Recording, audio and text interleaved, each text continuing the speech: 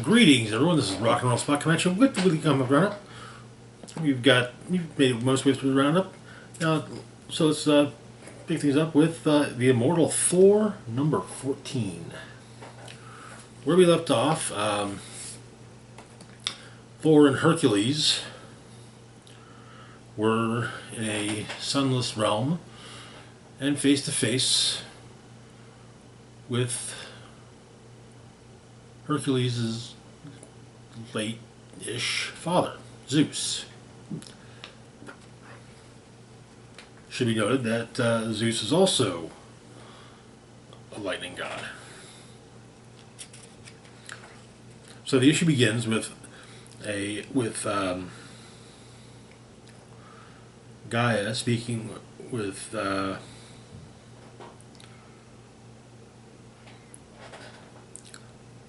Zeus's mother.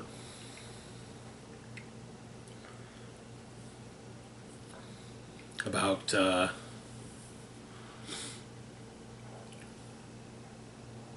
Cronus, Zeus's father. Apparently, Zeus's father, Cronus, has taken to devouring his children because one has been prophesized to kill him. And so Gaia suggests that she give Zeus to her, and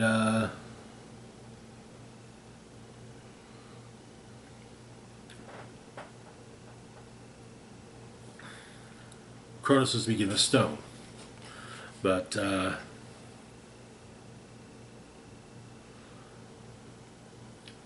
young Zeus is marked with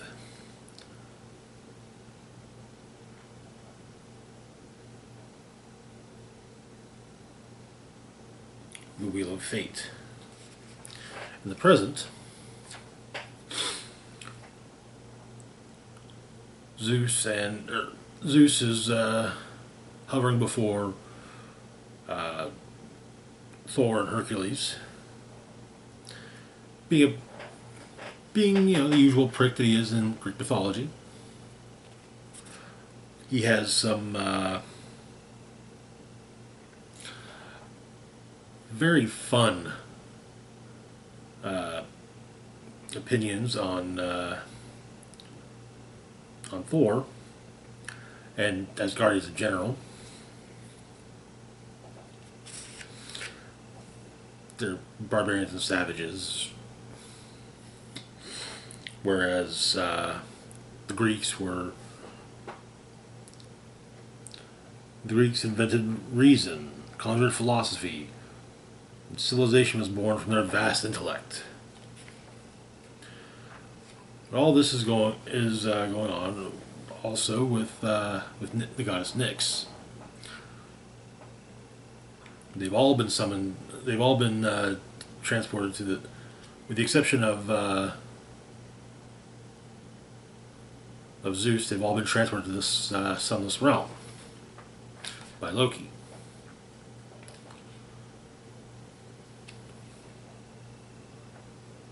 But and Loki has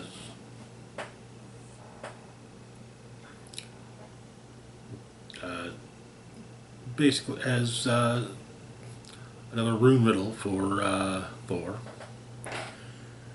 It's a rune of endurance and tenacity, of courage against the odds.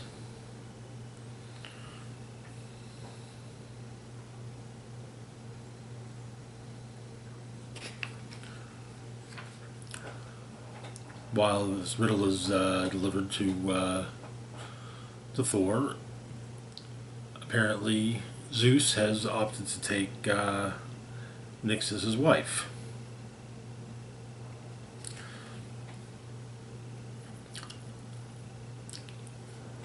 Thor, however, being god of thunder, is able to handily just sidestep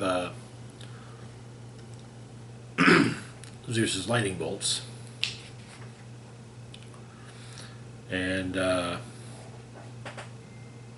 then but then they grapple. But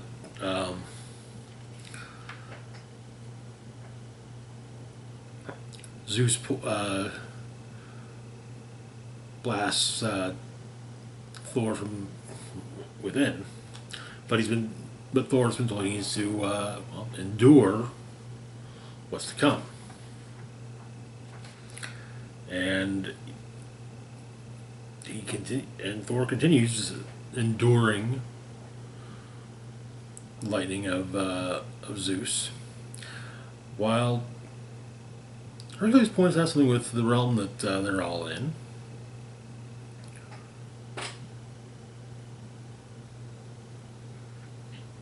They're in a realm of no suns, no daylight, only night stretching out forever. And Hercules says, "Is this not what you've always wanted? You always sought? Is this not your true place of power?" And so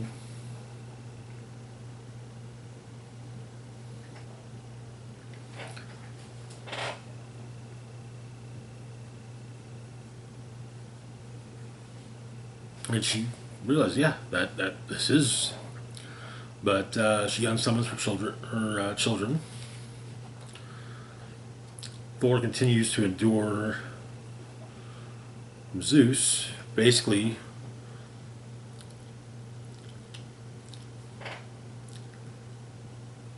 and he tells him, "Hey, give me all your power."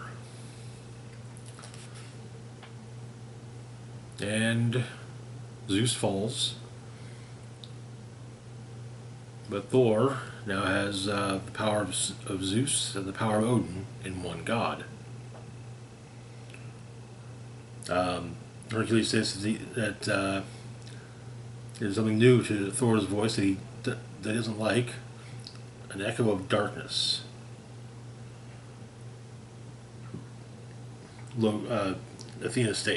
Athena, who's been brought along by Loki, states that it's only begun.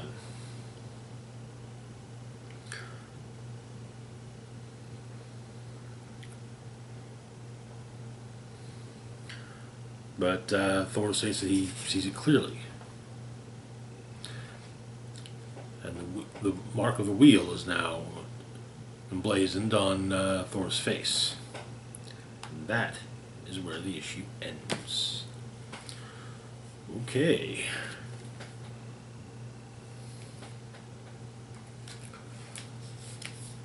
Not bad for the 775th issue of Thor. Legacy numbering, that is. Moving on, though, to our next book, we've got Sensational She-Hulk, number 10. Final issue of the current run. To my knowledge, there's not currently any plans of restarting it. It's not like it's going to be with when Sensational She-Hulk debuted. Before that, there was a 14 issue long just She-Hulk run with the same creative team. But yeah, there's no plans for a new run starting in a month or two. So She-Hulk's been invited to join the Avengers, but she's also got her other stuff to do. But the Avengers assemble.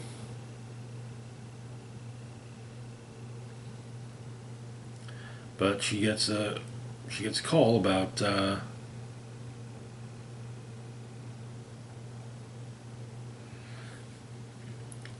meeting with a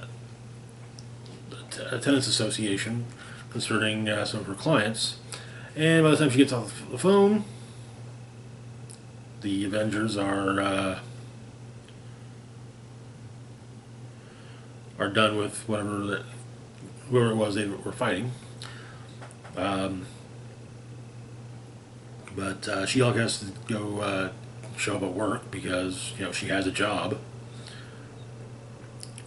so she can't do the debrief. And the rest of the Avengers leave her there but she goes to law offices of Book and Walters. Um, they've apparently moved offices, and it's spacious. And in fact, her office, She-Hulk's office, is spacious and has a window. But she's also been invited to a Avengers party, and it's been said, "Hey, yeah, bring Jack of Hearts. Who's her boyfriend?" Though, when when Jack of Hearts was last an Avenger, the lineup consisted of, among others, Carol Danvers as Miss Marvel, Iron Man, Scarlet Witch, Vision, Sam Wilson as Falcon, Black Panther, and She-Hulk. It's say that if Hawkeye was there, it would be like a class reunion from hell.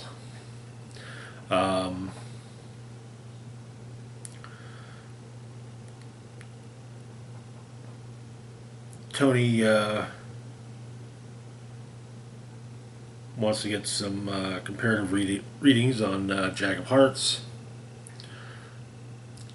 Jack doesn't seem all that interested.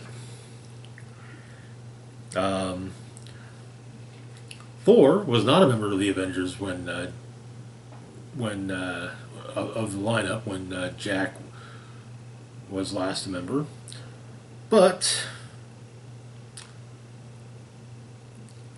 Thor is feeling a little awkward around Jack because, well, the last woman that Thor dated was Thor, or it was Jen.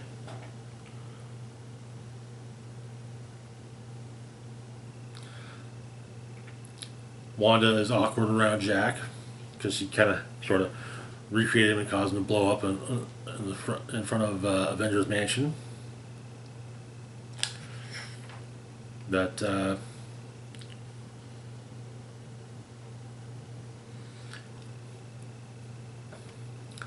Jen does the Avengers thing. She does the lawyer thing, but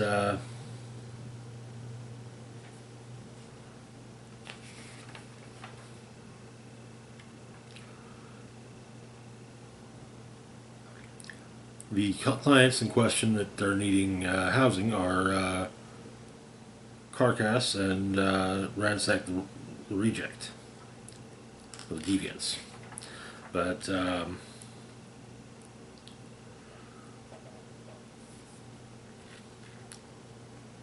they go to the tenants meeting, and apparently Ransack and Carcass are already well liked before even moving in, and so they get to be with the tenants association. But there's a and the series ends with Jen dressed up for a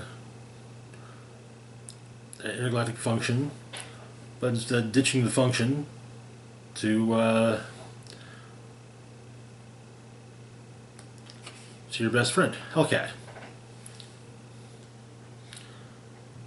Because the rest of the Avengers are there, they can handle it. And they'd call her if they needed her.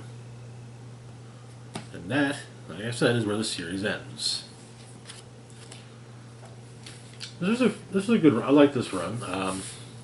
I do hope that somehow the kind of fight club between Volcana, Titania, and Ben Grimm continues somehow. It's not going to be something that pops up in Fantastic Four in the near future, but it'd be nice to see it, somehow get worked into another story, but we'll see. Moving on to our last book for the moment, we've got Vengeance of the Moon Knight, number 8. So, Mark Spector is back. Also, there was a whole thing with vampires, and some of them, and Khonshu got broken out of Asgardian prison, and the Moon Knight helped save the world.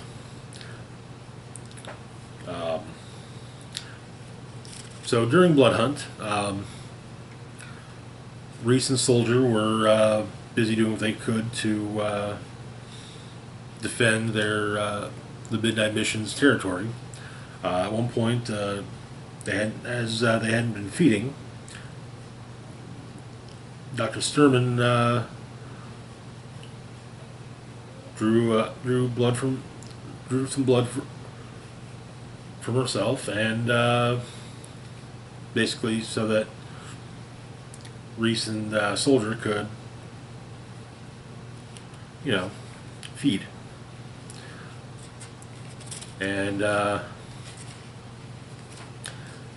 they go out to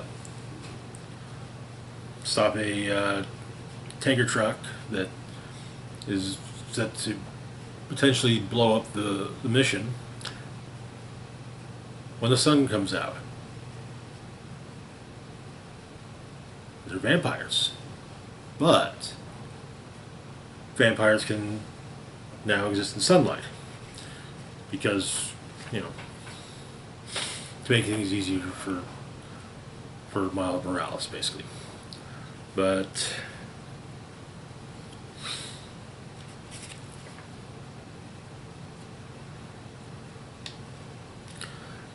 the last of the vampires is killed, but the last vampire trying to destroy the Midnight Mission is killed by Moon Knight.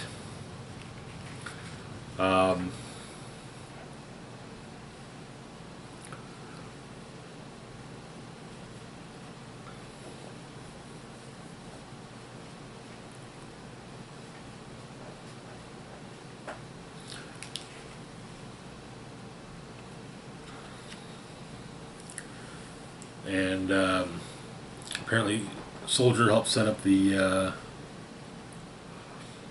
having the Wrecker help with getting breaking Moon Knight, breaking Khonshu out, and Mark actually applauds Soldier, saying that it was good two birds thinking. They pay off the Wrecker, and he's not going to be knocking over banks for a little while. Keeps him on the board for a bit. Or keeps him off the board for a bit. But, and so, Moon Knight, Tigra, Hunter's Moon, Reese and Soldier take back the rest of Midnight Mission's territory, and marks it with a spray-painted crescent moon.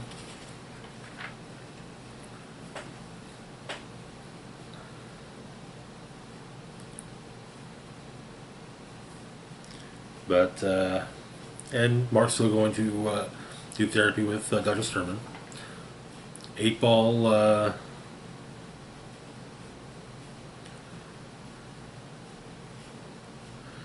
just told good job by Moon Knight.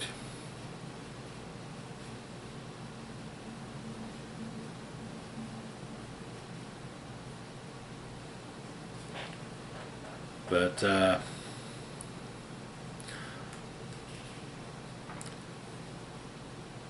there's one person Mark still needs to talk to, or entity. Khonshu.